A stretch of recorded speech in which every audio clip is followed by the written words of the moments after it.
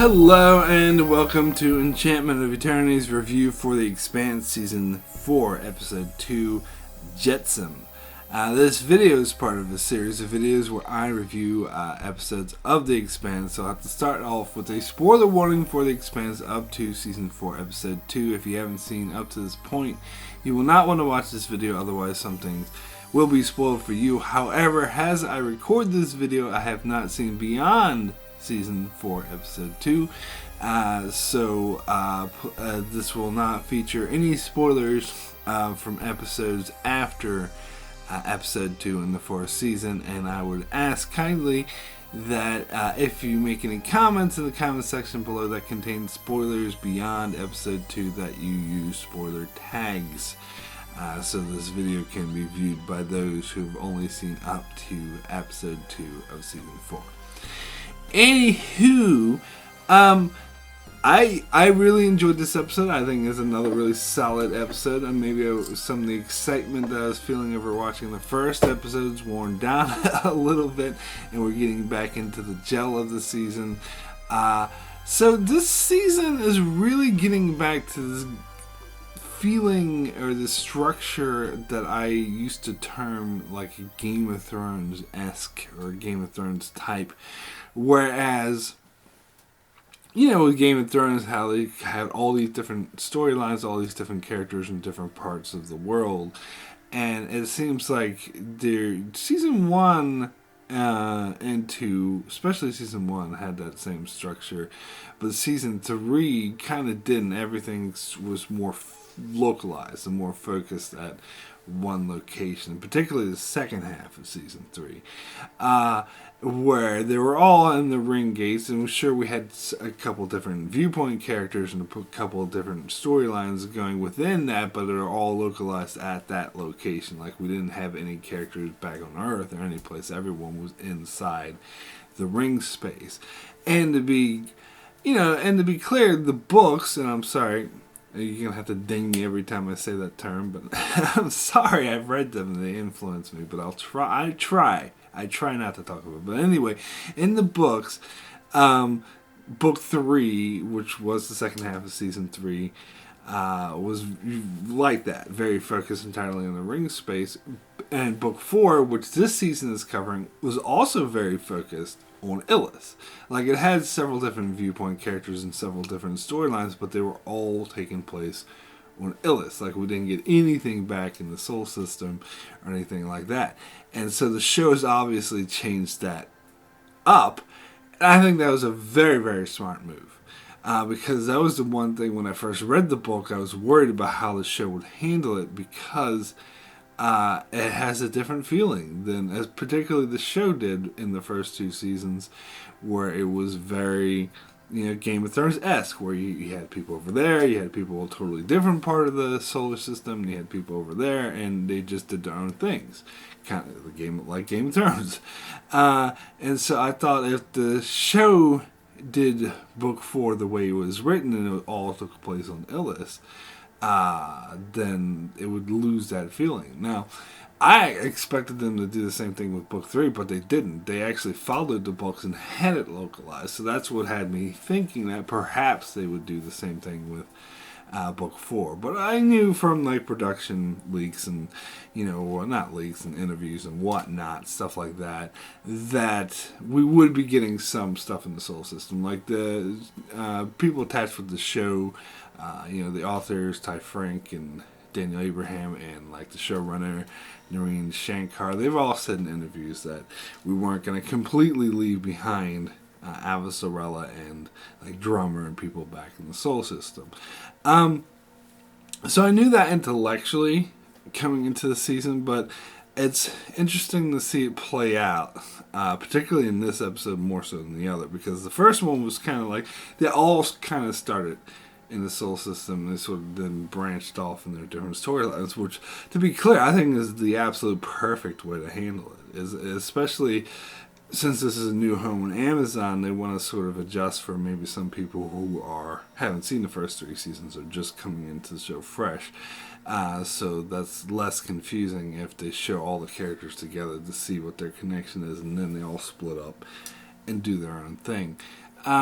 But yeah, they're actually focusing a bit more on these other storylines that weren't in the book. And to be clear, like, the only thing that book 4 covered is the Illis storyline, which we see at the moment, just focusing on the Rocinante crew. All the stuff with Alice Sorella, Bobby Draper, and Drummer, none of that was in the books. Although Bobby Draper's stuff apparently was based off of a noveletta, a short story, which I have not read. I'm going to have to read that soon. I'm going to have to read that if I want to do my book to show comparison, because I have no idea what they're basing the Bobby Draper stuff off, because I haven't seen it.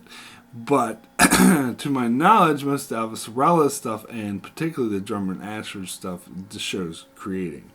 The Drummer and Ashford stuff, it seems like they are like preambling, kind of doing what season 1 did with Elvis Sorella. Because if you don't know, Elvis Sorella was not in the first book, so they created a storyline that kind of preambled and set up what her storyline was going to be in book 2. And it seems like they're doing the same thing here with Drummer and Ashford, is that they're preambling and setting up what the Belter storyline was in book 5, and sort of preambling stuff like we got the big name drop of Marco Inaris in this episode. So of course this is referring to a faction of the OPA that's not very friendly. I kind of talked about this in my episode 1 review, how it's interesting because Dawes is now seen as mainstream. Before, his faction was seen as like cantankerous, but now he's all on board with peace with the UN. And so we get an even smaller, more, I would say, obscure and more removed from the mainstream of the OPA faction. And it has the name Marco Inaris. Now, if you didn't catch it in this episode, Drummer did name drop that Naomi knew him. So if you're not going to make the connection, I don't know if you shouldn't consider it spoilers, because they did mention this in this episode. It's just easy to not catch for those who haven't read the books. So it's not really a spoiler, but I'm just going to explain it. That Marco Inaris was, because in previous seasons, Naomi talked about how she had a son with another man, and that man, the father, took the son from her, and she's learned to live with that. That's Marco Inaris. So that's the same guy they're talking about here, who's running this rogue faction of the OPA. It's the man that had that fathered a child with Naomi and stole him from her.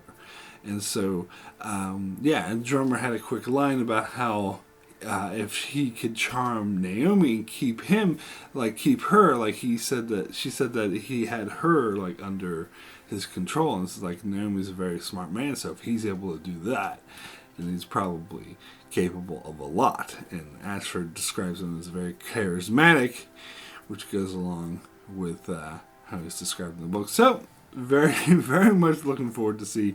And also it's very interesting in that storyline to get how the relationship between the Belt and the UN and Mars is now, and how they have the new status quo, and how things are shaping up, how the UN commander was still trying to like threaten the Belt and be like, oh, we still own you.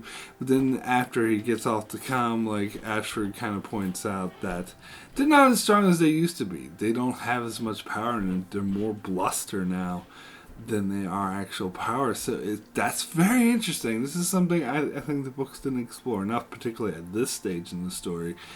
So it's really interesting to see that play out on screen. Now, as far as the Elvis Sorella and Bobby Draper, let me talk about Elvis Sorella first. First thing I gotta say, when she was on her ship and she sat down, this guy was like talking to a bunch of people, and she sat down with them, started holding hands. I'm like, who the hell is that guy? Why is she cheating on her husband? What's going on?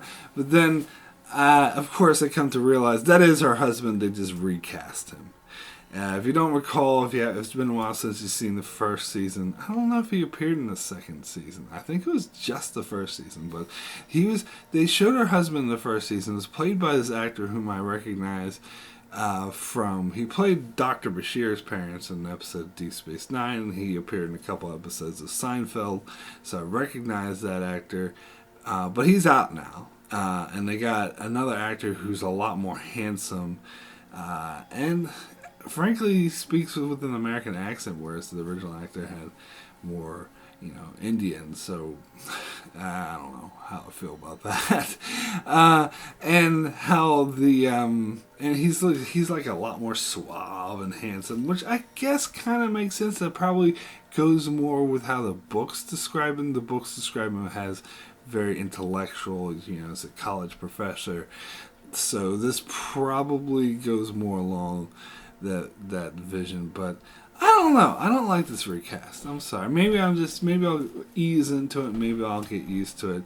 But it was really jarring at first. I was like, who the hell is that guy? Why is she holding his hand? But then when they had at the dinner with Bobby Draper is there, and he introduced himself as Arjun, and I was like, oh, they recast. I suppose I hope, I'm going to give them the benefit of the doubt and say they just couldn't get that actor back, and not that they got rid of him because they wanted someone more suave, because if that's the case, I think that's dumb.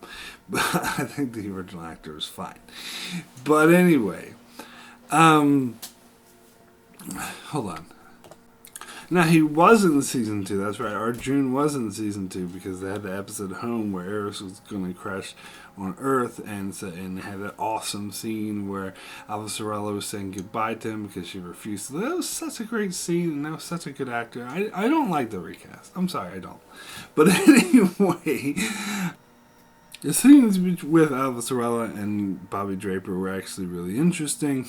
It was interesting how Alva Sorella tried to reach out to Draper and invite her to this big function, but she felt really out of place.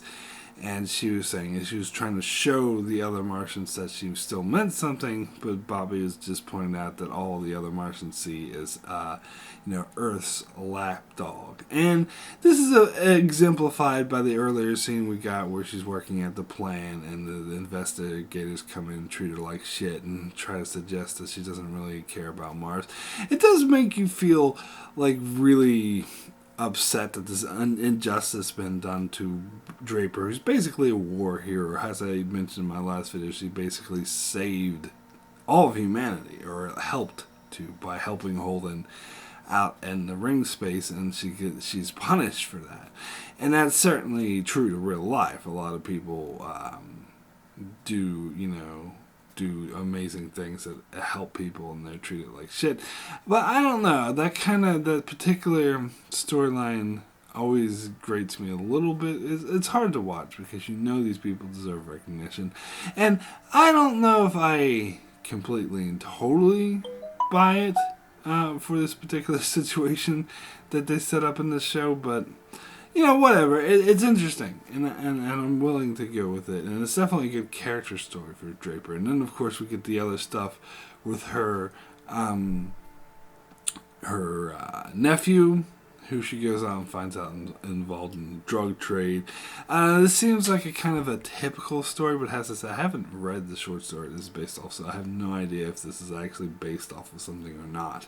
I don't know where this is going, so maybe that's interesting. But it does seem like kind of a typical, the parental figure finds out that their son figure is involved in crime, whatever, and goes off and has to kick ass. But I did like that scene, though, because it is interesting that they totally underestimated her. Like, they knew she was in the war, and they knew that she was in the Marines, but they didn't really know how much of a badass that she was.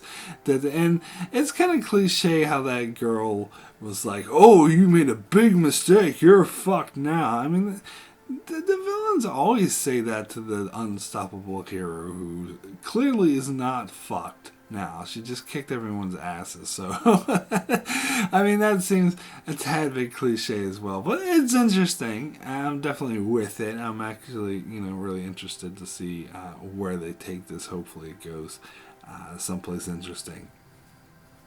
So, getting to Illis, it's really interesting, the dynamic they set up. It's almost reminiscent of Ganymede back in season 2, where Holden and mainly Holden, but I would say basically everyone, Holden and his crew, Naomi, Alex, Amos is the only exception, is so hyper focused on the proto-molecule. They're ignoring the political strife that's happening right there. And it's interesting that they used Amos as sort of the conduit who does notice this, what's going on. I mean, to be fair to Holden and the others, it's because they're not there. They're too busy, investigating the proto-molecule, and that's all they have on his mind. This, proto-molecule, this is dangerous, we gotta do this, my alien shit, and so it's forgivable, it's understandable that someone would get distracted by weird alien shit happening on the planet, and how someone would think that that's the only important thing that matters.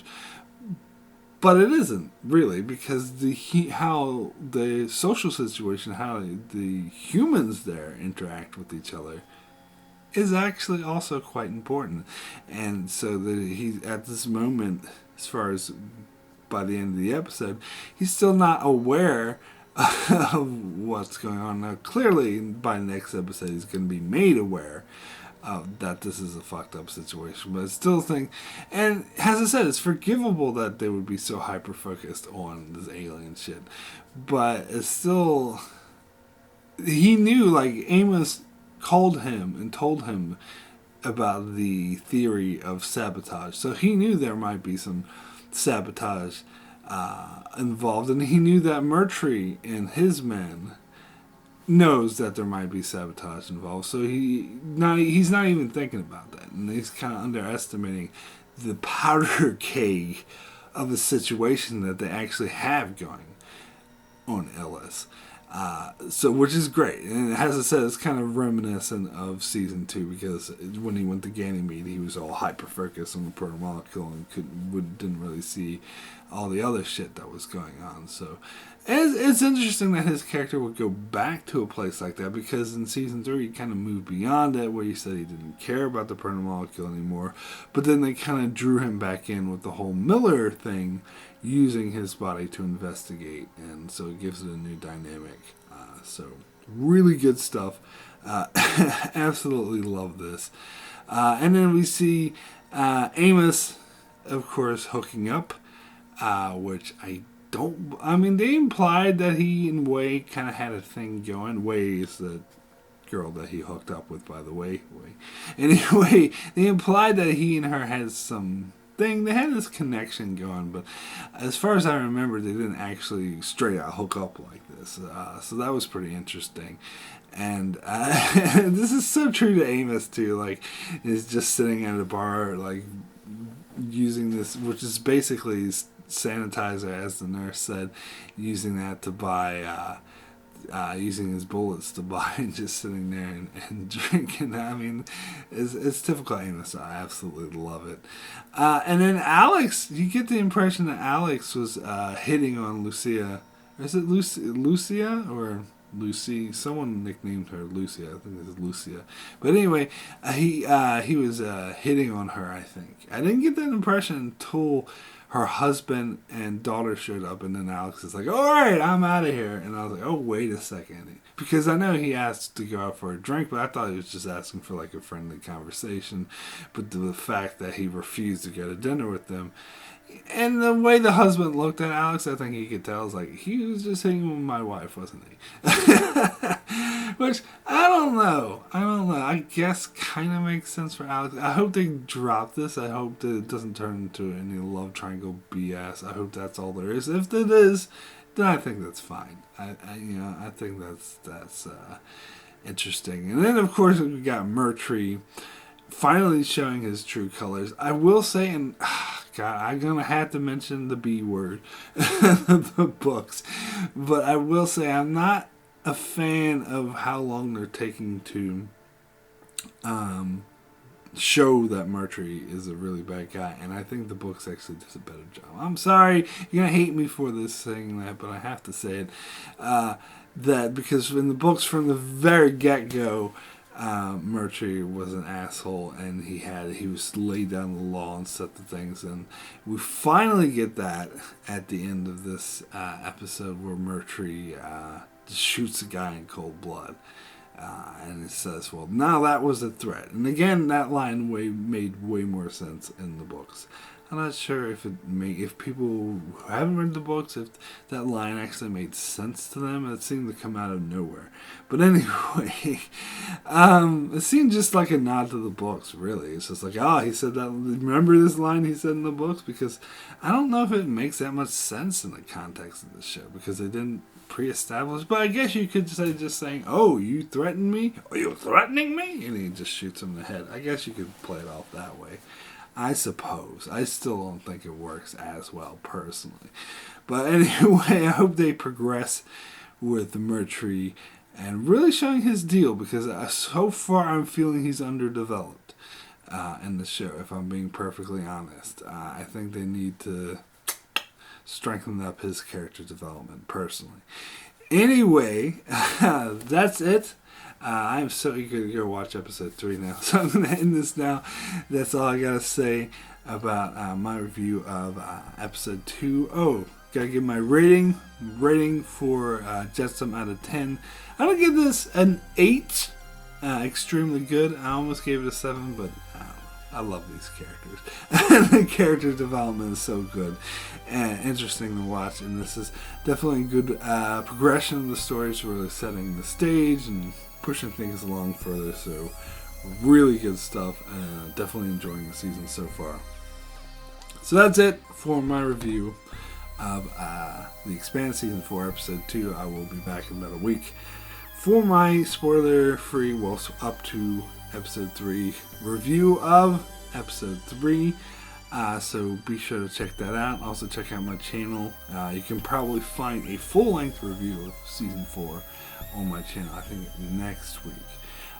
So be sure to check that out. Also check out my channel as I cover many other shows like Star Trek and more. So be sure to subscribe so you can keep up with all that. Thanks a lot for watching.